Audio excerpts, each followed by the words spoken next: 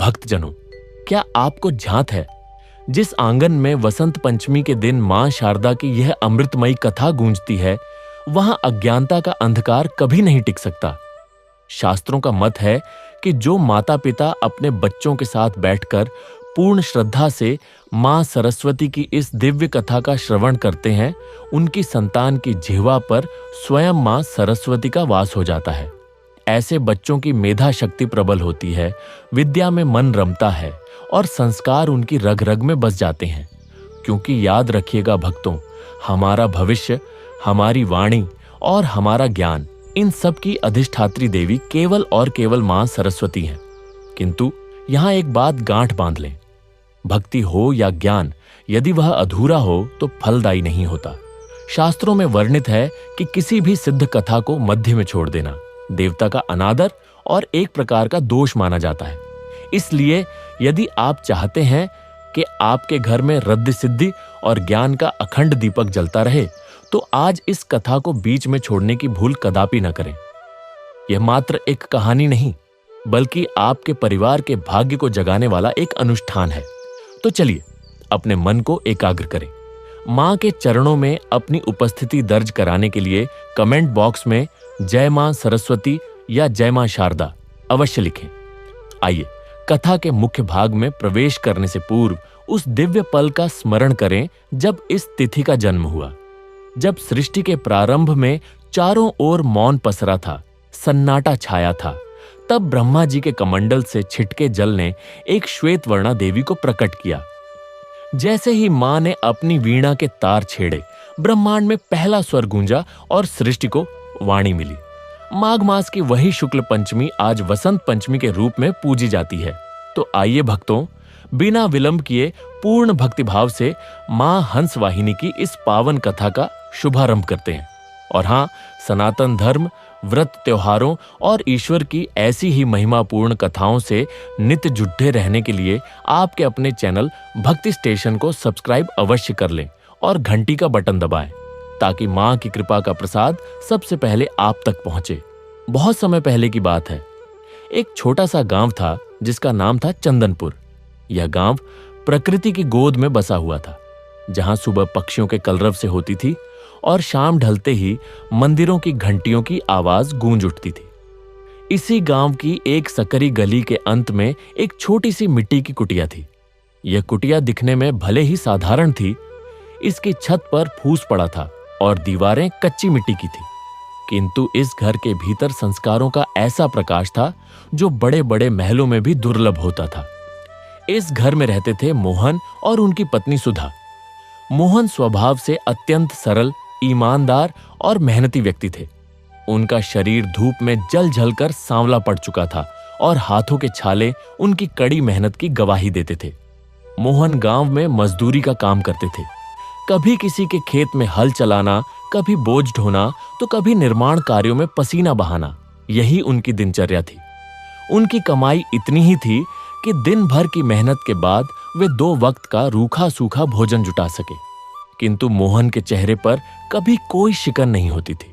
वे अक्सर कहते थे, ईश्वर ने जितना दिया है उसमें यदि मन शांत है तो वही सबसे बड़ी दौलत है। वहीं सुधा साक्षात संतोष और धैर्य की प्रतिमूर्ति थी। वह घर गृहस्थी को इतने जतन से संभालती थी कि उस अभावग्रस्त घर मोहन और सुधा के पास पहनने के लिए महंगे वस्त्र नहीं थे, ना ही उनकी रसोई में 56 भोग बनते थे। पर जो आधा टुकड़ा रोटी वे खाते थे, उसमें प्रेम और तृप्ति का ऐसा स्वाद था जो अमृत के समान था। इन दोनों के जीवन का सबसे बड़ा केंद्र था उनका पुत्र विजय।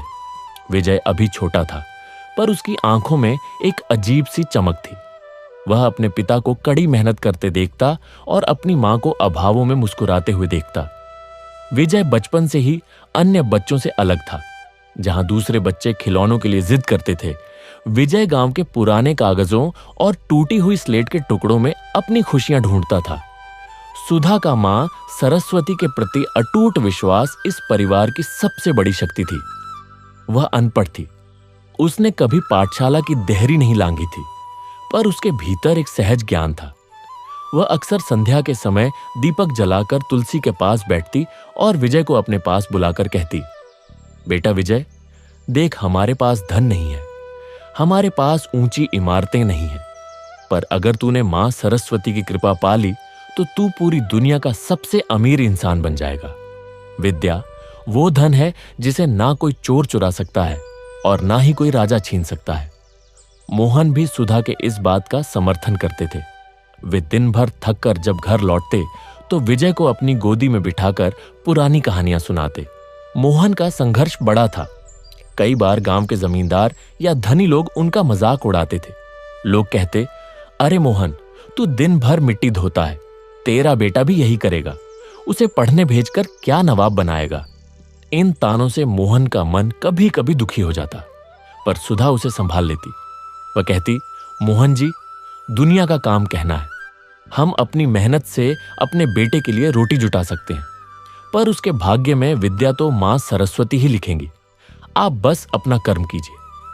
विजय को जब पहली बार गांव की पाठशाला में भेजा गया तो मोहन के पास उसे देने के लिए नया बस्ता या नई किताबें नहीं थी। सुधा ने अपनी पुरानी साड़ी के एक टुकड़े से विजय के लिए एक थैला सिला और मोहन ने पड़ोस के एक छात्र से मांगी हुई पुरानी किताबें लाकर दी। विजय के लिए वे पुरानी और फटी हुई किताबें ही दुनिया का सबसे अनमोल उपहार थी। वो उन पन्नों को बड़े ध्यान से पलटता और मां सरस्वती की छवि को मन में बसाता। सुधा हर वर्ष वसंत पंचमी का त्योहार बड़ी श्रद्धा से मनाती थी। उस दिन वह उपवास रखती और घर के एक कोने को लीपकर वहां मां सरस्वती का एक छोटा सा चित्र स्थापित करती। उनके पास पीले रेशमी वस्त्र चढ़ाने के लिए पैसे नहीं होते थे, तो सुधा हल्दी से चावलों को पीला कर लेती और जंगली पीले फूलों को चुनकर लाती। वो विजय की टूटी हुई कलम और फटी हुई किताबों को मां के चरणों में रखती और हाथ जोड़कर बस यही कहती, हे वीणावादिनी, मेरे बेटे के मन में ज्ञान का प्रकाश जलाए रखना, इसे इतना मजबूत बनाना कि यह मुश्किलों के आगे कभी न झुके। भक्तों, अभावों का वह द्वार मोहन और सुधा के लिए आसान नहीं था। कई रातें ऐसी आई जब मोहन को काम नहीं मिला और घर में अन्न का दाना तक नहीं था। ऐसी रातों में मोहन और सुधा खुद भूखे सो जाते, पर विजय के लिए कहीं ना कहीं से एक कटोरी दूध या एक रोटी का प्रबंध अवश्य करते। मोहन के फटे हुए कुर्ते और सुधा की पैबंद लगी साड़ियां उनके त्याग की गाथा सुनाती थी। पर आश्चर्य की बात यह थी कि उस कुटिया में कभी रोना धोना या क्लेश नहीं होता था। वहां अगर कुछ था तो वह था मोहन का पुरुषार्थ, सुधा की प्रार्थना और विजय की जिज्ञासा। विजय जब अपनी फटी हुई किताबों को लेकर कुटिया के बाहर नीम के पेड़ के नीचे बैठता और जोर जोर से पहाड़े पढ़ता तो मोहन की सारी थकान मिट जाती थी।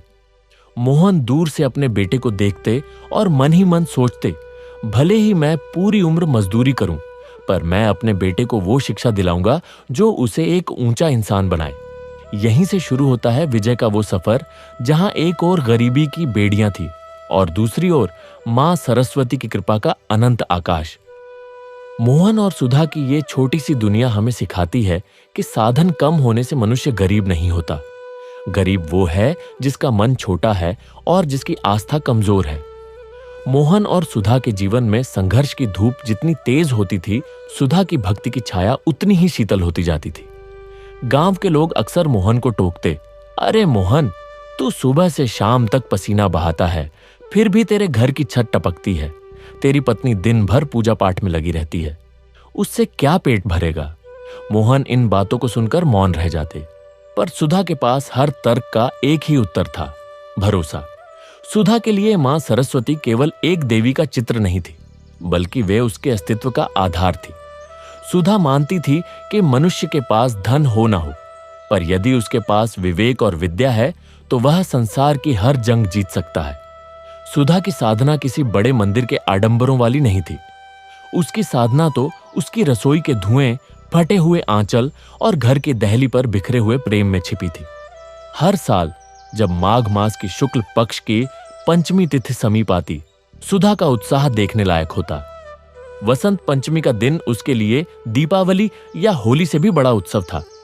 गांव के धनी लोग उस दिन नए पीले रेशमी वस्त्र पहनते, चांदी के बर्तनों में भोग लगाते और गाजे बाजे के साथ पूजा करते। पर सुधा की पूजा निराली थी।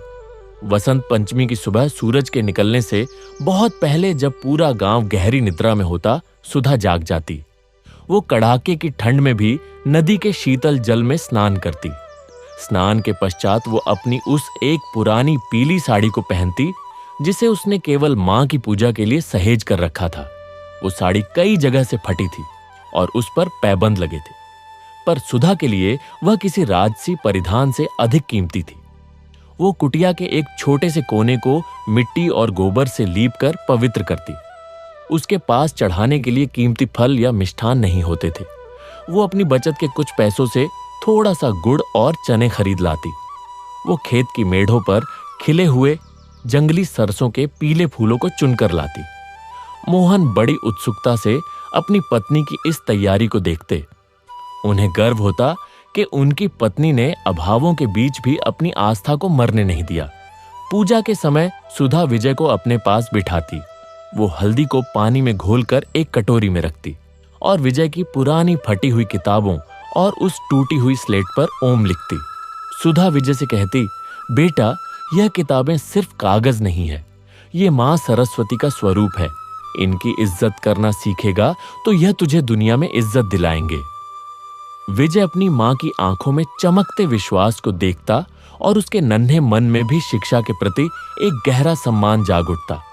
सुधा की पूजा की सबसे बड़ी विशेषता थी उसकी प्रार्थना। वो हाथ जोड़कर आंखें बंद कर जब मां के सामने बैठती तो उसकी आंखों से आंसू झलक पड़ते। वो कभी मां से धन नहीं मांगती थी, कभी पक्का मकान नहीं मांगती थी। वो बस यही कहती, हे मां वीणा वादिनी, हम गरीब हैं, शायद पिछले जन्मों का कोई लेखा जोखा होगा, पर मेरी गरीबी मेरे बेटे की पढ़ाई के आड़े ना आए। मुझे भूखा रखना मां, पर मेरे बेटे के मन में ज्ञान की भूख सदा जलाए रखना। उसे ऐसी विद्या देना कि वह धर्म और सत्य के मार्ग पर चल सके। एक बार गांव में भयंकर सूखा पड़ा। मोहन को कई दिनों तक मजदूरी नहीं मिली। घर में अन्न का एक दाना नहीं बचा था। बसंत पंचमी का दिन था और सुधा के पास मां को भोग लगाने के लिए कुछ भी नहीं था। मोहन बड़े दुखी मन से घर आए और बोले, सुधा, आज तो गुड़ चना लाने के भी पैसे नहीं है। शायद आज मां भूखी ही रहेंगी। सुधा ने मुस्कुराकर मोहन के कंधे पर हाथ रखा और कहा, मोहन जी, मां भोग की नहीं भाव की भूखी है। उसने रसोई में रखे पुराने घड़े को झाड़ा तो नीचे बस मुट्ठी भर सफेद चावल मिले। उसने उन चावलों को हल्दी के पानी में भिगोकर पीला किया और उन्हें एक मिट्टी के दीपक में सजाकर मां के सामने रख दिया। उसने उस दिन खुद भी निराहार व्रत रखा और पूरा दिन मां के भजनों में बिताया। शाम को जब वह पूजा कर रही थी, तभी अचानक एक राहगीर उनकी कुटिया के बाहर रुका और उसने मोहन से रास्ता पूछा। जाते जाते उस राहगीर ने मोहन को कुछ पैसे और थोड़ा अनाज यह कहकर दिया कि वह उसकी सेवा से प्रसन्न है। सुधा की आंखों में चमक आ गई। उसने मोहन से कहा, देखा मां, कभी अपने बच्चों को खाली हाथ नहीं छोड़ती। विजय अपनी मां की इस साधना को बड़ी बारीकी से देखता था। उसे समझ आ गया था कि उसकी मां की असली दौलत उसकी साधना है। सुधा अक्सर विजय को सिखाती थी कि विद्या पाने के लिए मन का एकाग्र होना जरूरी है। वो कहती, बेटा, जैसे दीपक की लौ स्थिर रहती है तभी वह प्रकाश देती है, वैसे ही तेरा मन जब अपनी पढ़ाई में स्थिर रहेगा तभी मां सरस्वती तुझ पर कृपा करेंगी। मोहन भी सुधा की इस साधना से प्रभावित होकर अपने काम में और अधिक ईमानदारी बरतने लगे। वह कहते कि जब घर में इतनी पवित्रता है तो बाहर भी कोई गलत काम नहीं करना चाहिए।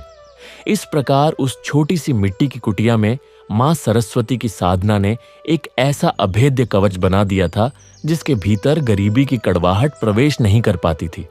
सुधा का यह अटूट विश्वास ही था जिसने विजय के भीतर वो बीज बोया जो आगे चलकर एक विशाल वृक्ष बनने वाला था। समाज के ताने, गरीबी की मार और अभावों की चुनौतियां सब सुधा की प्रार्थना के सामने बौनी पड़ जाती थी। भक्तों, सुधा की यह साधना हमें यह सिखाती है कि श्रद्धा के लिए संसाधनों की आवश्यकता नहीं होती, केवल एक शुद्ध हृदय और अटूट विश्वास ही पर्याप्त है। मां सरस्वती वहीं वास करती हैं जहां विद्या का सम्मान और मन की सादगी होती है। अब विजय बड़ा हो रहा था और उसके जीवन की असली परीक्षा शुरू होने वाली थी। मोहन और सुधा की कुटिया में विजय का बचपन किसी राजसी ठाट बाट में नहीं बल्कि प्रकृति की गोद और संघर्षों के साए में बीत रहा था। जहां दूसरे घरों के बच्चे खिलौनों के लिए शोर मचाते थे, विजय अपनी मां के पास बैठकर अक्षरों को पहचानने की कोशिश करता था। मोहन के पास इतने पैसे नहीं थे कि वो अपने बेटे को शहर के किसी बड़े विद्यालय में भेज सके, इसलिए गांव की उस पुरानी पाठशाला की टूटी हुई दीवारें ही विजय का ज्ञानपीठ थी। विजय का संसार बड़ा निराला था। उसके पास ना तो सुंदर बस्ता था, ना ही रंगों भरी पेंसिलें। उसके पास थी एक पुरानी स्लेट जो कोने से टूट चुकी थी। वो स्लेट उसे मोहन ने किसी पुराने कबाड़ वाले से मांग कर लाकर दी थी। विजय उस टूटी हुई स्लेट को किसी बेशकीमती रत्न की तरह संभाल कर रखता था। वो अक्सर गांव की गलियों में पड़ी सूखी चौक यानी खड़िया के टुकड़े इकट्ठा करता और उसी टूटी हुई स्लेट पर दिन भर अक्षर उकेरता रहता। सुधा उसे काम करते करते देखती और मन ही मन निहाल हो जाती। वो देखती कि विजय जमीन की धूल पर भी अपनी उंगलियों से अ और आ लिखने का अभ्यास करता था। सुधा अक्सर कहती, बेटा, जिसके पास विद्या की प्यास होती है उसे कलम की जरूरत नहीं पड़ती। वो तो अपने संकल्प से पत्थर पर भी लिख देता है। विजय की सबसे बड़ी चुनौती थी पुस्तकों का अभाव। पाठशाला में शिक्षक जो पढ़ाते, विजय उसे ध्यान से सुनता और अपनी याददाश्त में संजो लेता, क्योंकि घर पर पढ़ने के लिए उसके पास अपनी कोई नई किताब नहीं थी। एक बार की बात है, गांव के एक अमीर लड़के ने अपनी पुरानी और फटी हुई किताबें रद्दी में फेंक दी थी। विजय ने जब उन किताबों को देखा तो उसकी आंखों में ऐसी चमक आ गई जैसे उसे कोई खजाना मिल गया हो। उसने उन फटे हुए पन्नों को बड़े जतन से उठाया। वो घर आया और सुधा की मदद से गोंद से उन पन्नों को चिपकाया। उन किताबों के कई पन्ने गायब थे, कई पर स्याही गिरी थी, पर विजय के लिए वे मां सरस्वती का साक्षात प्रसाद थी। वो रात के समय तेल के एक छोटे से दिए की मध्यम रोशनी में उन किताबों को पढ़ता। मोहन बगल में लेटे हुए अपने बेटे को देखते और उनकी आंखों में आंसू आ जाते। वे सोचते कि काश उनके पास थोड़े पैसे होते तो वे अपने बेटे को नई किताबें दिला पाते। पर विजय अपने पिता के मन की व्यथा समझता था। वो मुस्कुराकर कहता, बापू, पुरानी किताबों में ज्ञान नया ही होता है। विजय के जीवन में मां सरस्वती की कृपा का अनुभव एक बार तब हुआ जब पाठशाला में एक निबंध प्रतियोगिता रखी गई। विषय था मेरा जीवन। गांव के संपन्न घरों के बच्चों ने अपनी सुख सुविधाओं और भविष्य के बड़े सपनों के बारे में लिखा, पर विजय ने अपनी उस टूटी हुई स्लेट पर जो लिखा उसने सब कुछ स्तब्ध कर दिया। उसने लिखा था, मेरा जीवन मेरी मां की प्रार्थना और मेरे पिता के पसीने की कहानी है। मेरी स्लेट टूटी है पर मेरा हौसला नहीं। मैं उस दिन अमीर बनूंगा जब मेरी विद्या किसी भूखे का पेट भर सके। शिक्षक ने जब विजय के यह शब्द पढ़े तो उनकी आंखों में नमी आ गई। उन्होंने पूरी कक्षा के सामने विजय की सराहना की। उस दिन विजय को पुरस्कार में एक नई कलम मिली। वो कलम लेकर जब वह दौड़ता हुआ घर आया और सुधा के चरणों में रखा तो सुधा फूट फूट कर रो पड़ी। उसे लगा जैसे उसकी बरसों की साधना सफल हो रही है। मोहन ने उस दिन अपनी मजदूरी के पैसों से विजय के लिए एक छोटा सा मिट्टी का गुल्लक खरीदा और कहा, बेटा, इसमें हर रोज मैं 1 पैसा डालूंगा ताकि तेरी आगे की पढ़ाई के लिए कुछ जोड़ सकूं। विजय ने उस गुल्लक को भी अपनी स्लेट के पास ही रख दिया। विजय का बचपन गांव की उन धूल भरी गलियों में बीत रहा था, पर उसका मन ऊंचे आसमान की उड़ान भरने के सपने देख रहा था। वो अक्सर नीम के पेड़ के नीचे बैठकर अपनी उसी टूटी हुई स्लेट पर गणित के सवाल हल करता। गांव के बच्चे उसे किताबी कीड़ा कहकर चिढ़ाते, कभी कभी उसके फटे कपड़ों का मजाक उड़ाते, पर विजय को इन सब बातों से कोई फर्क नहीं पड़ता था। उसे बस एक ही धुन सवार थी, मां के विश्वास को जीतना और पिता के कष्टों को दूर करना। एक दिन विजय ने सुधा से पूछा, मां, क्या मां सरस्वती उन लोगों से भी प्यार करती हैं जिनके पास चढ़ाने के लिए मिठाई नहीं होती? सुधा ने उसे गले से लगाया और कहा, बेटा मां, सरस्वती तो उस हृदय में वास करती हैं जो विद्या के लिए तड़पता है। मिठाई से तो केवल जीभ तृप्त होती है, पर विद्या से आत्मा तृप्त होती है। विजय के बचपन की यह गरीबी ही उसकी सबसे बड़ी शिक्षक बन गई थी। उसने सीख लिया था कि साधनों की कमी कभी सफलता में बाधा नहीं बन सकती यदि संकल्प अटूट हो। वो टूटी हुई स्लेट दरअसल उसके संघर्ष का प्रतीक थी, जिस पर वो अपने स्वर्णिम भविष्य की इबारत लिख रहा था। समय किसी के लिए नहीं रुकता। देखते ही देखते विजय ने गांव की पाठशाला की शिक्षा पूरी कर ली।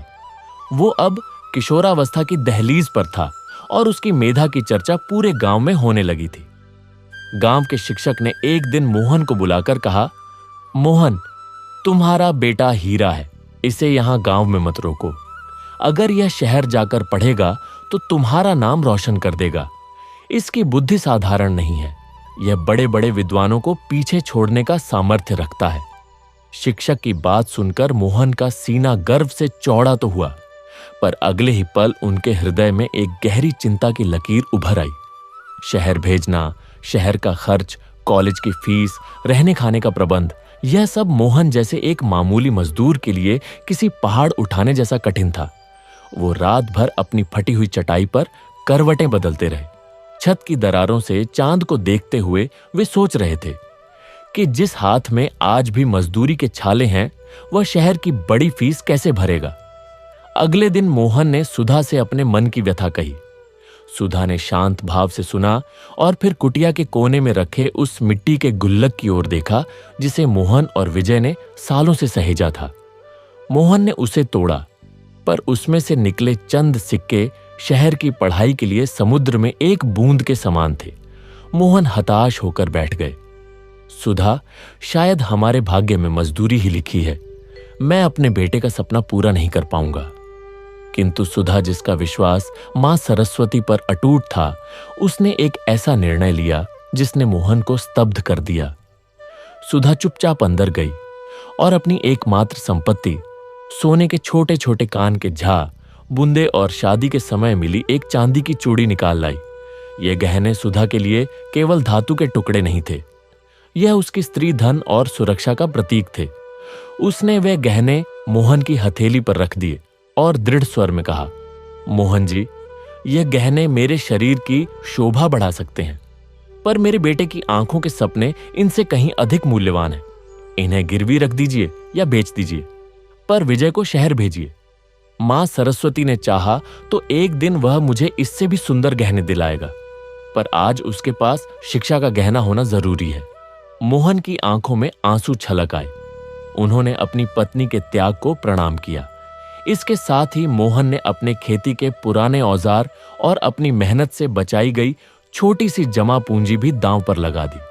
पूरे गांव में चर्चा होने लगी कि मोहन पागल हो गया है, अपनी संपत्ति बेचकर बेटे को शहर भेज रहा है। लोग ताने देते, देखना, शहर जाकर बेटा सब भूल जाएगा। पर मोहन और सुधा ने कान बंद कर लिए। वो दिन आ गया जब विजय को शहर के लिए निकलना था। विजय ने जब सुना कि उसकी मां ने उसके लिए अपने गहने दे दिए हैं तो उसका हृदय भर आया। वो सुधा के गले लगकर रोने लगा। मां, मैं नहीं जाऊंगा, मैं यहीं रहकर बापू के साथ काम करूंगा। सुधा ने विजय के आंसू पोंछे और उसके माथे पर हाथ रखकर बड़े गंभीर स्वर में कहा, बेटा, ये आंसू आज नहीं अपनी सफलता के दिन बहाना। याद रख, रास्ता बहुत कठिन होगा। शहर में तुझे ऐसे लोग मिलेंगे जिनके पास बड़ी गाड़ियां और रेशमी कपड़े होंगे। वे तुझे गरीब कहेंगे, तेरा मजाक उड़ाएंगे। तुझे अकेलापन महसूस होगा और कई बार मन करेगा कि हार मानकर घर लौट आऊं। पर उस समय अपनी मां की इस खाली कलाई को याद करना और मां सरस्वती के चरणों का ध्यान करना। सुधा ने विजय को विदा करते समय उसके झोले में थोड़ा सा सत्तू, गुड़ और मां सरस्वती की एक छोटी सी प्रतिमा रख दी। मोहन उसे गांव के बस स्टैंड तक छोड़ने गए। बस में बैठते समय मोहन ने विजय का हाथ थामकर बस इतना ही कहा, बेटा, मैंने अपना सब कुछ तुझ पर लगा दिया है, अब तू ही मेरा मान है। विजय बस की खिड़की से अपनी छोटी सी कुटिया और दूर खड़ी मां को देख रहा था, जो अब भी हाथ हिलाकर उसे आशीर्वाद दे रही थी। उसके पास धन कम था, पर उसकी मां के दिए हुए संस्कार और मां सरस्वती के प्रति विश्वास का अटूट कवच उसके साथ था। विजय की यात्रा शुरू हो चुकी थी। गांव की सादगी से शहर के शोर की ओर, टूटी स्लेट से बड़ी बड़ी किताबों की ओर। जब विजय शहर पहुंचा तो वह दंग रह गया। ऊंची ऊंची इमारतें, शोर मचाती गाड़ियां और लोगों की आपाधापी ने उसे एक पल के लिए डरा दिया। चंदनपुर गांव की वह शांति और मां की ममता भरी गोद अब कोसों दूर थी। विजय ने शहर के बाहरी इलाके में एक छोटा सा कमरा किराए पर लिया। कमरा इतना छोटा था कि उसमें एक बिछावन और किताबों के सिवा कुछ और रखने की जगह नहीं थी। छत के नाम पर टिन की चादर थी, जो गर्मियों में आग उगलती और बारिश में संगीत की तरह बजती। विजय का दाखिला शहर के एक प्रतिष्ठित कॉलेज में हो गया। कॉलेज के पहले ही दिन विजय को एहसास हो गया कि यहाँ की दुनिया उसके गांव से बिल्कुल अलग है। उसके सहपाठी महंगे जूते, रेशमी कमीजें और हाथ में महंगी घड़ियां पहनकर आते थे। वहीं विजय के पास वही पुराना कुर्ता और पैबंद लगा पायजामा था। जब वो कक्षा में बैठता तो दूसरे छात्र उसे हिकारत की दृष्टि से देखते। एक दिन कॉलेज की कैंटीन के पास कुछ लड़कों ने विजय को घेर लिया। एक अमीर लड़के ने हंसते हुए कहा, ओह, तो ये है वो भाभी अफसर जिसके कपड़ों से अब भी गांव की मिट्टी की गंध आ रही है। क्यों भाई, यहां क्या हल चलाने आए हो या पढ़ाई करने? चारों ओर ठाके गूंज उठे। विजय का सिर शर्म से झुक गया। उसकी आंखों में आंसू भर आए। उसे मां की वो बात याद आई, बेटा, लोग तेरा मजाक उड़ाएंगे, पर तू घबराना मत। उसने चुपचाप अपना रास्ता बदल लिया, पर तानों की वह चुभन उसके कलेजे में तीर की तरह चुभ गई थी। विजय का जीवन अब एक कठिन तपस्या बन गया था। मोहन द्वारा भेजे गए पैसे कमरे के किराए और कॉलेज की फीस में ही खत्म हो जाते थे। अपने खाने के खर्च के लिए विजय ने शहर की एक प्रेस में रात को काम करना शुरू किया। वो दिन भर कॉलेज में पढ़ता, शाम को पुस्तकालय में बैठकर नोट्स बनाता और रात को प्रेस में भारी मशीनें चलाता या अखबारों के बंडल ढोता। कई रातें ऐसी बीती जब थकान के कारण उसकी आंखें जलने लगती थी। प्रेस के मालिक की डांट और मजदूरी के कम पैसे उसे अक्सर निराश करते। शहर के होटलों से आती स्वादिष्ट भोजन की सुगंध उसे अपनी भूख का एहसास कराती, पर वो एक एक पैसा जोड़ता ताकि मां के गहने वापस ला सके। वो अक्सर रात के 2 बजे काम से लौटता और फिर ठंडे पानी से मुंह धोकर दीपक की रोशनी में पढ़ने बैठ जाता। उसके कमरे की दीवारें तानों और अकेलेपन से भरी थी, पर उसका मन मां सरस्वती के चरणों में लगा था। शहर में विजय को जो सबसे ज्यादा सताता था वो था भेदभाव। कॉलेज के शिक्षक भी कभी कभी उसकी गरीबी के कारण उसे नजरअंदाज कर देते। एक बार एक प्रोफेसर ने कक्षा में कहा, अंग्रेजी और उच्च शिक्षा सबके बस की बात नहीं, खासकर उनके लिए जिनके घर में 2 वक्त की रोटी का ठिकाना ना हो। विजय को लगा जैसे किसी ने उसके घाव पर नमक छिड़क दिया हो। उस रात वो अपने कमरे में मां सरस्वती की उस छोटी सी प्रतिमा के सामने फूट फूट कर रोया। उसने कहा, मां, क्या गरीबी एक अपराध है? क्या एक गरीब का बेटा ऊंचे सपने नहीं देख सकता? तभी उसे झोले में रखी अपनी मां की वो बात याद आई, सच्ची विद्या शोर नहीं करती, वो समय आने पर स्वयं बोलती है। विजय ने अपने आंसू पोंछे और 2 गुनी मेहनत से पढ़ाई में जुट गया। उसने शहर की चकाचौंध, सिनेमा और आवारागर्दी से खुद को कोसों दूर रखा। उसके लिए उसकी किताबें ही उसकी मित्र थी और मां का आशीर्वाद ही उसकी शक्ति। विजय के पास पहनने के लिए केवल 2 जोड़ी कपड़े थे। वह उन्हें रोज रात को धोकर सुखाता और अगले दिन वहीं पहनकर कॉलेज जाता। छात्र उसे फटा हुआ विद्वान कहकर चिढ़ाते, पर विजय ने मौन रहने का संकल्प ले लिया था। वो जानता था कि बहस करने से ऊर्जा नष्ट होती है और मेहनत करने से भाग्य बदलता है। एक दिन विजय के पास गांव से मोहन का पत्र आया। पत्र में लिखा था कि मोहन की तबीयत खराब है और इस महीने वह पैसे नहीं भेज पाएंगे। विजय का दिल बैठ गया।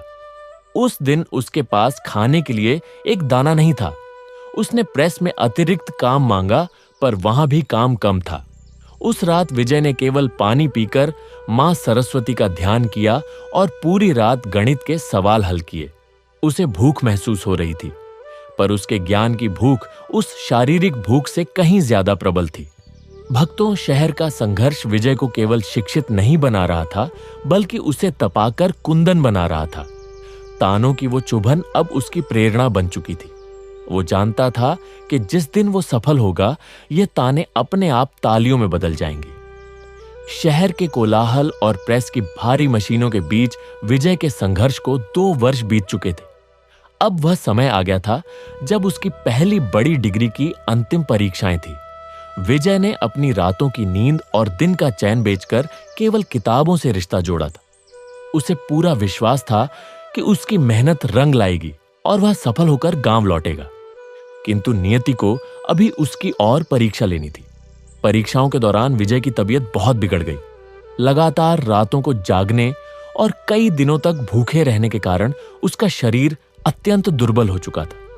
बुखार से तपते हुए भी उसने परीक्षाएं दी। जब परिणाम आया तो विजय के पैरों तले जमीन खिसक गई। वो असफल हो गया था। जिस विजय ने बचपन से कभी हारना नहीं सीखा था, आज उसके नाम के आगे अनुत्तीर्ण लिखा था। वो रात विजय के जीवन की सबसे दुखद रात थी। वो अपने छोटे से अंधेरे कमरे में बैठा था। टीन की छत से टपकता पानी उसके आंसुओं के साथ मिल रहा था। उसके पास ना तो अगली बार की फीस के पैसे थे और ना ही गांव जाने की हिम्मत। उसे रह रहकर मोहन के वे शब्द याद आ रहे थे, बेटा, मैंने अपना सब कुछ तुझ पर लगा दिया है। उसे सुधा की सुनी कलाई याद आ रही थी। विजय का आत्मविश्वास कांच की तरह टूट चुका था। उसे लगने लगा कि शायद शहर के उन लड़कों की बातें सही थी कि गरीब का बेटा कभी बड़ा आदमी नहीं बन सकता। उसने सोचा, मैंने मां सरस्वती की इतनी सेवा की, इतनी प्रार्थना की, फिर मां ने मेरा हाथ क्यों छोड़ दिया? क्या मां भी अमीरों की ही सुनती है? यह पहली बार था जब विजय के मन में अपनी आस्था के प्रति संदेह पैदा हुआ। अगले दिन जब वो कॉलेज पहुंचा तो तानों की बाढ़ आ गई। वहीं अमीर लड़के उसका मजाक उड़ाते हुए बोले, क्यों भाई, आ गया स्वाद शहर की पढ़ाई का? हमने तो पहले ही कहा था कि हल चलाने वाले के हाथ में कलम शोभा नहीं देती। जाओ, वापस गांव जाओ और अपने बाप के साथ मिट्टी ढो। इन शब्दों ने विजय के हृदय को छलनी कर दिया।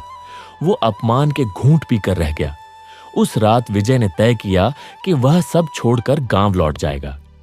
उसने अपना छोटा सा झोला बांधना शुरू किया। मां सरस्वती की वह छोटी सी प्रतिमा जिसे सुधा ने उसे दिया था, उसे झोले में रखते हुए विजय ने रूंधे हुए गले से कहा, मां, मैं हार गया। मैं आपकी श्रद्धा के लायक नहीं निकला। तभी उसे झोले के नीचे से एक मुड़ा हुआ पुराना पत्र मिला। यह सुधा का वो पत्र था जो उसने विजय के शहर जाने के कुछ महीनों बाद भेजा था। सुधा ने उसमें लिखा था, बेटा, जब भी तुझे लगे कि रास्ता बंद हो गया है तो याद रखना कि सूरज ढलने का मतलब यह नहीं कि वो खत्म हो गया, बल्कि वो अगली सुबह और जोर से चमकने की तैयारी कर रहा है। हारना पाप नहीं है, हार मान लेना पाप है। मां के उन शब्दों ने डूबते हुए विजय को तिनके का सहारा दिया। उसने अपना झोला वापस खोल दिया। उसने सोचा, अगर मैं आज लौट गया तो बापू का कर्ज कभी नहीं उतरेगा और मां की कलाई हमेशा सुनी रहेगी। दुनिया के तानों को सच साबित करना मेरा काम नहीं है। विजय ने अपनी असफलता का विश्लेषण किया। उसे समझ आया कि केवल मेहनत करना काफी नहीं है, बल्कि सही दिशा और शांत मन की भी जरूरत है। उसने अपने टूटे हुए आत्मविश्वास को फिर से जोड़ना शुरू किया। उसने तय किया कि वो फिर से प्रयास करेगा, चाहे उसे एक वक्त की रोटी और कम करनी पड़े। भक्तों, वो रात बहुत लंबी थी। विजय उस रात सोया नहीं। वो अपनी किताबों को सीने से लगाकर रोता रहा और फिर प्रार्थना करने लगा। उसने मां सरस्वती से अपनी उस क्षणिक शंका के लिए क्षमा मांगी। उसका मन अब पहले से अधिक कठोर हो चुका था। उसने जान लिया था कि असफलता अंत नहीं बल्कि सुधार का एक मौका है। शहर का वो छोटा सा कमरा अब उसकी हार का गवाह नहीं, बल्कि उसकी वापसी की रणभूमि बनने वाला था। विजय ने अपनी फटी हुई किताबों को फिर से समेटा और मां सरस्वती की प्रतिमा के सामने संकल्प लिया, मां, अब या तो सफलता मिलेगी या मेरे प्राण निकलेंगे। विजय का यह रूप पहले से अलग था। वो अब एक साधारण विद्यार्थी नहीं बल्कि एक घायल शेर की तरह था, जो अपनी जीत के लिए किसी भी हद तक जाने को तैयार था। असफलता के उस गहरे घाव को सीने में दबाए विजय ने एक बार फिर नए सिरे से अपनी तैयारी शुरू कर दी थी। अब उसके पास ना तो समय था और ना ही संसाधनों की गुंजाइश। प्रेस में काम के घंटे बढ़ गए थे क्योंकि उसे अगली परीक्षा की फीस जमा करनी थी। भूख और थकान उसके शरीर को भीतर से खोखला कर रहे थे, पर उसका मन पत्थर की तरह दृढ़ हो चुका था। एक शाम की बात है, शहर में कड़ाके की ठंड पड़ रही थी। विजय दिन भर कॉलेज और फिर पुस्तकालय में पढ़ने के बाद रात की पाली के लिए प्रेस की ओर जा रहा था। उसके पास जेब में मात्र 2 सूखी रोटियां और थोड़ा सा गुड़ था जिसे उसने रात के भोजन के लिए बचा कर रखा था। कई दिनों से उसने भरपेट खाना नहीं खाया था, इसलिए वे 2 रोटियां उसके लिए किसी अमृत से कम नहीं थी। प्रेस के रास्ते में एक अंधेरी गली के मोड़ पर विजय की नजर एक वृद्ध व्यक्ति पर पड़ी। वो वृद्ध फटे पुराने चिथड़ों में लिपटा हुआ था और ठंड से बुरी तरह कांप रहा था। उसकी आंखों के भीतर ढंसी हुई पुतलियां और उभरी हुई हड्डियां उसकी असह्य भूख की कहानी कह रही थी। वो वृद्ध इतना कमजोर था कि उसके मुंह से आवाज भी नहीं निकल रही थी। वो बस कातर दृष्टि से आने जाने वालों की ओर देख रहा था। विजय रुक गया। उसने देखा कि शहर की चकाचौंध में लोग पास से गुजर रहे थे, पर किसी के पास उस मरणासन्न वृद्ध के लिए 2 पल का समय नहीं था। विजय के भीतर एक द्वंद्व छिड़ गया। उसका अपना पेट भूख से गुड़गुड़ा रहा था। उसे पता था कि यदि उसने अपनी रोटियां दे दी तो उसे पूरी रात प्रेस की भारी मशीनों के बीच भूखे पेट काम करना पड़ेगा। उसे अपनी कमजोरी और आने वाली परीक्षा की चिंता सताने लगी। तभी उसे सुधा की एक पुरानी सीख याद आई। बेटा, विद्या का वास्तविक फल दान और दया है। यदि पढ़ लिखकर हृदय पत्थर बन जाए तो वह ज्ञान केवल बोझ है। विजय ने बिना किसी और विचार के अपनी झोली से वे 2 रोटियां निकाली और उस वृद्ध के पास जाकर बैठ गया। उसने बड़े प्रेम से वृद्ध का सहारा दिया और उसे रोटियां खिलाने लगा।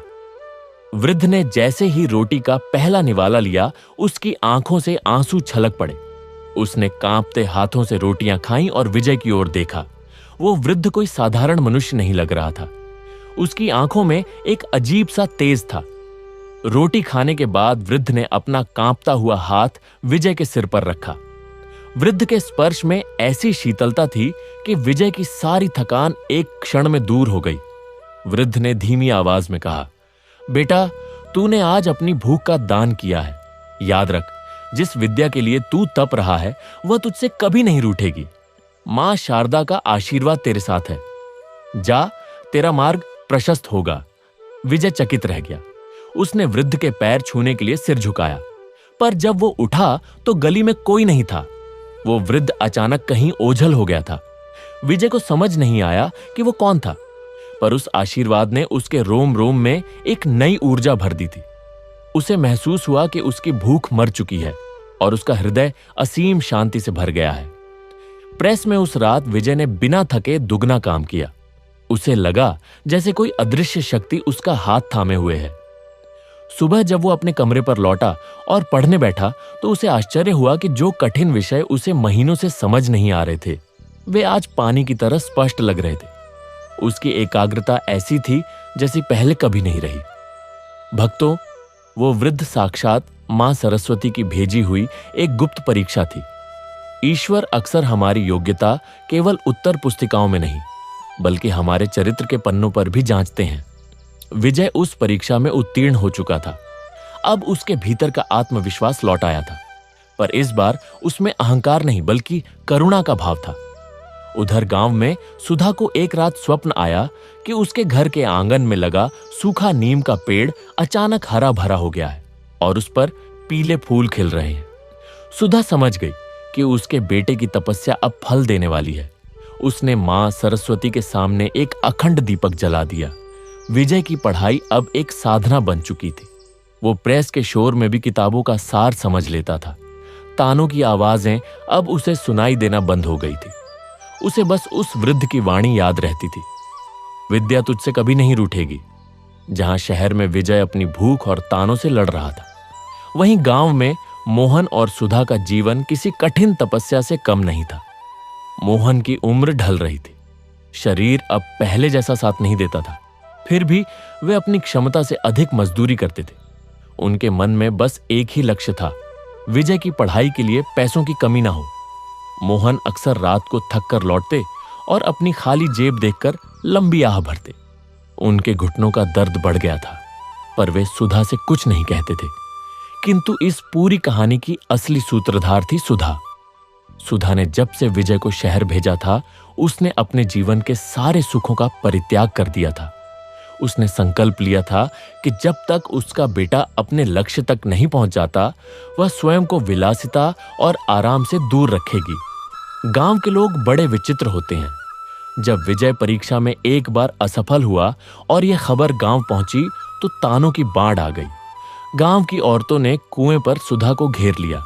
एक महिला ने व्यंग्य करते हुए कहा, क्यों सुधा, बड़ी डींगे हाँकती थी कि तेरा बेटा नवाब बनेगा। सुना है शहर जाकर वो फेल हो गया है। अरे हम तो पहले ही कहते थे कि कौवा कितना भी हंस की चाल चले रहता, कौवा ही है। फालतू में मोहन के गहने और औजार बिकवा दिए। दूसरी महिला बोली, भक्ति और पूजा पाठ से अगर डिग्रियां मिलती तो पंडितों के बच्चे ही अफसर बनते। तेरा बेटा शहर की हवा खा रहा है, उसे वापस बुला ले, वरना जो थोड़ा बहुत बचा है वो भी मिट्टी में मिल जाएगा। सुधा ने उन सब की बातें सुनी, पर उसके चेहरे पर ना तो क्रोध आया और ना ही निराशा। उसने अपनी गगरी उठाई और शांत भाव से घर की ओर चल दी। उसने तय कर लिया था कि वह इन तानों का उत्तर अपनी वाणी से नहीं बल्कि अपनी मौन साधना से देगी। उस दिन से सुधा ने मौन व्रत धारण कर लिया। वह केवल आवश्यक होने पर मोहन से बात करती, अन्यथा उसका पूरा समय मां सरस्वती के ध्यान और घर के कार्यों में बीतता। सुधा की तपस्या अत्यंत कठिन थी। उसने वसंत पंचमी से लेकर अगली परीक्षा तक केवल एक समय भोजन करने का व्रत लिया। वह जमीन पर सोती और हर सुबह सूर्योदय से पूर्व उठकर मां सरस्वती के नाम का जाप करती। वह अक्सर कुटिया के बाहर बैठकर उस रास्ते को निहारती जहां से शहर की बस गुजरती थी। उसकी आंखों में आंसू तो होते थे, पर वे दुख के नहीं बल्कि अटूट विश्वास के थे। मोहन अपनी पत्नी की इस दशा को देखकर व्याकुल हो जाते। वे कहते, सुधा, तू अपने शरीर को इतना कष्ट क्यों दे रही है? विजय पढ़ रहा है, वह जरूर सफल होगा। तू कम से कम खाना तो ठीक से खा। सुधा ने इशारे से और फिर लिखकर मोहन को समझाया, स्वामी, जब अर्जुन का लक्ष्य मछली की आंख थी तो उसे कुछ और दिखाई नहीं देता था। मेरा लक्ष्य मेरा बेटा है।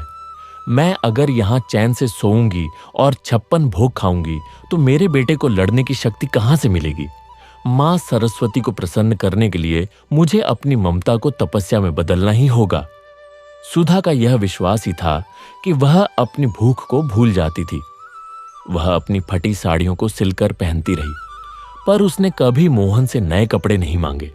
गांव के धनी लोग जब अपने घरों में उत्सव मनाते, पकवानों की सुगंध आती तो सुधा अपनी कुटिया का दरवाजा बंद कर लेती और मां के भजनों में खो जाती। उसे लगता था कि उसका बेटा शहर में भूखा होगा, इसलिए वह खुद भी आधा पेट ही खाती थी। एक रात गांव में बहुत तेज आंधी और बारिश आई। मोहन और सुधा की कच्ची छत एक कोने से बह गई। बारिश का पानी सीधे कुटिया के भीतर आने लगा। मोहन घबरा गए, पर सुधा ने बड़ी शांति से उस कोने में एक परात रख दी और मां सरस्वती की उस छोटी सी तस्वीर को गीला होने से बचाया। वो पूरी रात भीगती रही, पर उसने प्रार्थना बंद नहीं की। वो जानती थी कि यह आपदाएं केवल उसकी परीक्षा ले रही हैं। धीरे धीरे गांव वालों का स्वर बदलने लगा। सुधा की अटूट निष्ठा और उसका मौन देखकर लोग अब उसका सम्मान करने लगे थे। जो लोग पहले मजाक उड़ाते थे, वे अब चुपचाप वहां से गुजरते थे। उन्हें लगने लगा था कि इस महिला की प्रार्थना में कोई ना कोई शक्ति अवश्य है। सुधा की यह तपस्या केवल चंदनपुर गांव तक सीमित नहीं थी। इसकी तरंगे मीलों दूर शहर में विजय तक पहुंच रही थी। विजय को जब भी आलस आता या वो थक कर हार मानने लगता, उसे अचानक अपनी मां का चेहरा याद आता। उसे महसूस होता जैसे उसकी मां उसके पास खड़ी है और कह रही है, बेटा, मैं तेरे लिए भूखी हूं, तू थक कैसे सकता है? भक्तों, मां की प्रार्थना एक ऐसा सुरक्षा कवच है जिसे दुनिया की कोई भी नकारात्मक शक्ति नहीं भेद सकती। सुधा ने अपने बेटे के लिए जो मौन व्रत और तपस्या की, वही विजय के भविष्य की ढाल बन रही थी। वो कुटिया अब केवल एक घर नहीं बल्कि एक मंदिर बन चुकी थी, जहां एक मां अपने पुत्र के भाग्य को फिर से अपने आंसुओं और श्रद्धा से लिख रही थी। शहर में सर्दी अब विदा ले रही थी और प्रकृति वसंत के आगमन की तैयारी कर रही थी। विजय के लिए यह केवल ऋतु परिवर्तन नहीं था, बल्कि उसके जीवन की सबसे बड़ी अग्नि परीक्षा का समय था। पिछली असफलता के बाद विजय ने खुद को दुनिया से काट लिया था। वो प्रेस में काम करता, थोड़ा सोता और बाकी सारा समय किताबों में डूबा रहता। उसकी आंखों के नीचे काले घेरे पड़ चुके थे, पर उन आंखों में एक संकल्प की चमक थी जो किसी मशाल से कम नहीं थी। परीक्षा के दिन आए। विजय जब परीक्षा केंद्र में प्रवेश कर रहा था तो उसे अपने कानों में अपनी मां की वह बात गूंजती हुई सुनाई दी, बेटा रास्ता कठिन होगा पर मां सरस्वती पर भरोसा मत छोड़ना। उसने प्रश्न पत्र को हाथ लगाया तो उसे लगा जैसे वह कागज नहीं बल्कि उसके माता पिता के वर्षों का पसीना और त्याग है। इस बार विजय का मन शांत था। उसने हर प्रश्न का उत्तर अपनी पूरी मेधा और उस वृद्ध के आशीर्वाद को स्मरण करते हुए लिखा। परीक्षा देने के बाद जब वो बाहर निकला तो उसे एक अजीब सी तृप्ति महसूस हुई। परीक्षा और परिणाम के बीच का समय सबसे कठिन होता है। विजय ने प्रेस में काम करना जारी रखा ताकि वह मोहन के कर्ज का कुछ हिस्सा उतार सके। उधर गांव में सुधा का मौन व्रत और भी गहरा हो गया था। वो अब दिन का अधिकांश समय मां सरस्वती के ध्यान में बिताती थी। अंततः वो दिन आ गया जिसका पूरे चंदनपुर गांव और शहर के उस छोटे से कमरे को इंतजार था। वसंत पंचमी का दिन और परीक्षा के परिणाम की घोषणा। सुबह का समय था। चंदनपुर गांव में चारों ओर सरसों के पीले खेत लहलहा रहे थे। सुधा ने सुबह उठकर मां सरस्वती की विशेष पूजा की। उसने अपने फटे हुए आंचल को फैलाकर मां से अंतिम बार विनती की, हे मां, आज मेरे बेटे की लाज रख लेना। आज सिद्ध कर देना कि तेरी भक्ति कभी निष्फल नहीं जाती। मोहन भी आज काम पर नहीं गए थे। वे व्याकुल होकर घर के बाहर चक्कर काट रहे थे। गांव के लोग भी उत्सुक थे, कुछ यह देखने के लिए कि क्या गरीब का बेटा सच में बड़ा आदमी बनेगा और कुछ यह देखने के लिए कि उनकी भविष्यवाणियां कैसे सच होती हैं। शहर में विजय परिणाम देखने के लिए कॉलेज की सूचना पट की ओर जा रहा था। उसके पैर कांप रहे थे। जैसे ही वह वहां पहुंचा उसने देखा कि छात्रों की भारी भीड़ जमा है। वही अमीर लड़के जो उसका मजाक उड़ाते थे आज चुपचाप खड़े थे। विजय ने अपनी धड़कती हुई छाती पर हाथ रखा और सूची में अपना नाम ढूंढना शुरू किया। उसने नीचे से देखना शुरू किया पर उसका नाम कहीं नहीं था। उसका दिल बैठने लगा। क्या वह फिर से असफल हो गया? क्या मां ने उसकी प्रार्थना नहीं सुनी? उसने अपनी आंखें बंद की और उस भूखे वृद्ध के आशीर्वाद को याद किया। उसने फिर से सूची के शीर्ष पर देखना शुरू किया। जैसे ही उसकी नजर सबसे ऊपर वाली पंक्ति पर पड़ी, विजय की चीख निकल गई। सूची में सबसे पहला नाम था विजय आत्मज मोहन। विजय ने केवल परीक्षा पास नहीं की थी बल्कि उसने पूरे प्रांत में प्रथम स्थान प्राप्त किया था। वो अब एक बड़ा सरकारी अधिकारी, कलेक्टर बनने की राह पर था। कुछ पलों के लिए तो उसे लगा कि वह कोई सपना देख रहा है। उसके सहपाठी जो उसे फटा हुआ विद्वान कहते थे, आज उसके पास आकर हाथ मिलाने लगे। वे प्रोफेसर जो उसकी गरीबी का मजाक उड़ाते थे, आज उसे गले लगाकर उसकी मेधा की प्रशंसा कर रहे थे। पर विजय के मन में अहंकार का एक अंश भी नहीं था। वो भीड़ से निकलकर सीधे पास के एक मंदिर में गया और मां सरस्वती की प्रतिमा के सामने दंडवत प्रणाम किया। उसकी आंखों से बहने वाले आंसू आज ठंडे थे। उनमें सफलता की शीतलता थी। उसने तुरंत अपनी जेब से वे चंद सिक्के निकाले जो उसने बचाए थे और मंदिर के बाहर बैठे गरीबों को मिठाई खिलाई। उसे उस वृद्ध की याद आई और उसने महसूस किया कि विद्या वास्तव में वही है जो विनम्रता लाए। इधर गांव में दोपहर ढलते ढलते डाकिये की साइकिल की घंटी बजी। डाकिया चिल्लाया, मोहन, ओ मोहन, तार आया है शहर से। मोहन दौड़ते हुए बाहर आए। गांव के लोग भी इकट्ठा हो गए। मोहन का हाथ कांप रहा था। वे पढ़ना नहीं जानते थे। उन्होंने पड़ोस के एक लड़के से कहा, बेटा पढ़कर बताओ इसमें क्या लिखा है। लड़के ने जैसे ही तार पढ़ा उसकी आंखें फैल गईं। उसने जोर से कहा, विजय ने पूरे शहर में नाम रोशन कर दिया है। वह बड़ा अफसर बन गया है और उसने परीक्षा में पहला स्थान पाया है। यह सुनते ही मोहन के हाथ से वो तार गिर गया। वे वहीं जमीन पर बैठ गए और फूट फूट कर रोने लगे। यह दुख के आंसू नहीं थे, यह उस बोझ के उतरने की खुशी थी जो वे बरसों से अपने सीने पर ढो रहे थे। सुधा जो भीतर पूजा कर रही थी, उसने जैसे ही यह सुना, उसका मौन व्रत अपने आप टूट गया। उसके मुंह से केवल एक ही शब्द निकला, जय मां सरस्वती। पूरे गांव में जैसे बिजली दौड़ गई। जो लोग ताने देते थे वे अब मोहन के घर की ओर दौड़े आ रहे थे। कोई मिठाई ला रहा था तो कोई मोहन को गले लगा रहा था। सुधा ने मां सरस्वती की प्रतिमा की ओर देखा। मां की मुस्कान आज उसे और भी तेजोमय लग रही थी। उसे लग रहा था जैसे मां कह रही हो, तेरी तपस्या सफल हुई बेटी। विजय ने शहर से अपनी पहली बस पकड़ी। उसके हाथ में वह स्वर्ण पदक और चयन का पत्र था। वो अपने पुराने फटे कपड़ों में ही था, पर आज उसका चेहरा किसी राजा से अधिक चमक रहा था। उसे शहर की चकाचौंध से कोई लेना देना नहीं था। उसे तो बस अपनी मां की सुनी कलाई देखनी थी और अपने पिता के थके हुए कंधों को सहारा देना था।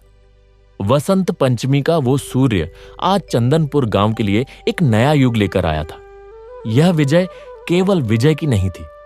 यह विजय थी मोहन की मेहनत की, सुधा की प्रार्थना की और मां सरस्वती के प्रति अटूट विश्वास की। गांव की वह मिट्टी की कुटिया आज किसी महल से अधिक गौरवान्वित महसूस कर रही थी। भक्तों, जब कर्म और भक्ति का मिलन होता है तो सफलता का शंखनाद इसी प्रकार गूंजता है। अब विजय गांव पहुंचने वाला था। चंदनपुर गांव की धूल भरी पगडंडियों पर आज एक अलग ही उत्साह था। गांव के बच्चे, बूढ़े और जवान सब गांव की सीमा पर खड़े थे। दूर से आती धूल भरी बस जैसे ही रुकी, सबकी सांसें थम गई। बस से एक साधारण युवक नीचे उतरा। उसके तन पर वही पुराना कुर्ता था, पैरों में घिसी हुई चप्पलें नहीं थी, पर उसके माथे पर एक दिव्य तेज था। वो विजय था। विजय ने जैसे ही अपने गांव की मिट्टी को छुआ, उसने सबसे पहले उस धरती को नमन किया। गांव के लोग जो कल तक उसे गरीब का बेटा कहकर चिढ़ाते थे, आज मालाएं लेकर उसके स्वागत में खड़े थे। पर विजय उन मालाओं और स्वागत के शोर के बीच से निकलता हुआ सीधा अपनी उस कच्ची मिट्टी की कुटिया की ओर भागा। कुटिया के द्वार पर मोहन और सुधा खड़े थे। मोहन की आंखें धुंधली हो चुकी थी, पर उन्होंने अपने बेटे को पहचान लिया। विजय दौड़कर गया और अपने पिता के चरणों में गिर पड़ा। मोहन ने कांपते हाथों से उसे उठाया और सीने से लगा लिया। दोनों के बीच शब्दों की कोई जगह नहीं थी, केवल आंसुओं की भाषा बह रही थी। सुधा खड़ी मुस्कुरा रही थी। उसके मौन व्रत का फल आज साक्षात उसके सामने खड़ा था। विजय ने अपने झोले से वह स्वर्ण पदक निकाला और सुधा के हाथों में रख दिया। उसने कहा, मां, यह पदक सोने का है, पर इसकी चमक तेरे त्याग और बापू के पसीने से आई है। तूने अपने गहने गिरवी रखे थे। आज देख मां, सरस्वती ने तेरा घर सोने से भर दिया। सुधा ने उस पदक को देखा और फिर उसे ले जाकर मां सरस्वती की उसी मिट्टी की प्रतिमा के चरणों में रख दिया। उसने कहा, बेटा, यह सफलता मेरी नहीं, तेरी मेहनत और मां की कृपा है। याद रखना, यह पदक तुझे घमंड करने के लिए नहीं, बल्कि दूसरों के आंसू पोंछने के लिए मिला है। उस शाम पूरे गांव के लिए भोजन का प्रबंध किया गया। विजय ने सरकारी पद संभालने से पहले एक बड़ा काम किया। उसने सबसे पहले अपनी पहली बचत और कुछ उधार लेकर अपनी मां के वे गहने और मोहन के औजार साहूकार के पास से छुड़ाए। जब वह गहने लेकर घर आया और सुधा को पहनाए, तो सुधा की आंखों में वो संतोष था जो ब्रह्मांड की किसी भी संपत्ति से बड़ा है। विजय ने गांव के उस पुराने स्कूल को गोद लिया जहां उसने टूटी स्लेट पर पढ़ाई की थी। उसने वहां एक बड़ा पुस्तकालय बनवाया और गरीब बच्चों के लिए मुफ्त शिक्षा का प्रबंध किया। वह अक्सर उन बच्चों से कहता, गरीबी कभी अभिशाप नहीं होती, बस अपने लक्ष्य के प्रति ईमानदार रहो। इस कथा से भक्तों के लिए पावन सीख इस गाथा के समापन पर हम सबको अपने जीवन के लिए कुछ सूत्र यहां से प्राप्त होते हैं। विश्वास की शक्ति। सुधा की भक्ति हमें सिखाती है कि अगर आपका विश्वास अटूट है तो ईश्वर स्वयं आपके मार्ग की बाधाएं हटाते हैं। चाहे साधन कम हो, पर साधना बड़ी होनी चाहिए। माता पिता का त्याग। सफलता के पीछे अक्सर उन आंखों के आंसू होते हैं जिन्होंने हमारे लिए सपने देखे। मोहन और सुधा का त्याग हमें याद दिलाता है कि अपने माता पिता का सम्मान ही सबसे बड़ी पूजा है। विद्या और विनम्रता।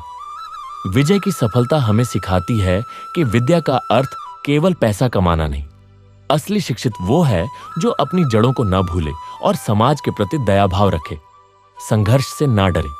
असफलता केवल एक मोड़ है, अंत नहीं। विजय की असफलता ने उसे और मजबूत बनाया। कठिनाइयां हमें तोड़ने नहीं, बल्कि हमें तराशने आती है। परोपकार, जैसा कि उस भूखे वृद्ध के रूप में मां सरस्वती ने परीक्षा ली। हमारा ज्ञान और धन तभी सार्थक है जब वो किसी जरूरतमंद के काम आए। मां सरस्वती हम सब पर ऐसी ही कृपा करें। जो भी भक्त सच्चे मन से अपनी विद्या और कर्म के प्रति समर्पित रहेगा, मां उसका हाथ कभी नहीं छोड़ेंगी।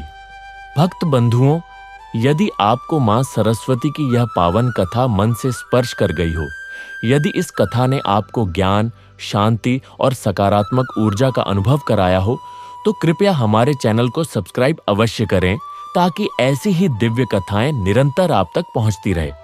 अब कथा के अंत में हम सभी मिलकर मां सरस्वती से एक छोटी सी प्रार्थना करते हैं। हे मां शारदे, जिस श्रद्धालु ने इस कथा को पूरी आस्था और विश्वास के साथ सुना है, उसकी बुद्धि को निर्मल करना, उसके ज्ञान में निरंतर वृद्धि करना और उसकी संतान को विद्या, विवेक और संस्कार का आशीर्वाद देना। मां, हमारे जीवन से अज्ञान का अंधकार दूर हो, वाणी में मधुरता हो, मन में शांति हो और कर्मों में सच्चाई बनी रहे। ऐसी कृपा सदा बनाए रखना। जय मां सरस्वती, जय मां शारदा।